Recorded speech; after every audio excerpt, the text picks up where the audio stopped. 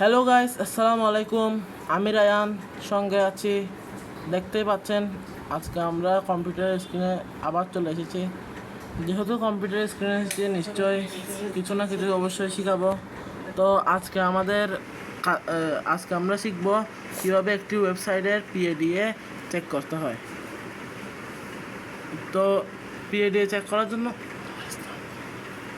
করার জন্য আমাদের প্রথমে ওপেন করে নিতে হবে গুগল ক্রোম ব্রাউজার। এখান থেকে যেমন জিমেল সিলেক্ট করে নেবেন। প্রথমে আমরা যে ওয়েবসাইটের জন্য বের করব সেই ওয়েবসাইটটি সার্চ করে নিতে হবে।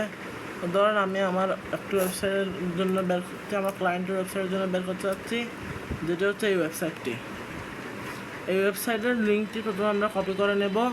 তারপর আমরা সার্চ করব SEO স্মল SEO টুলস নামে, স্মল SEO টুলস।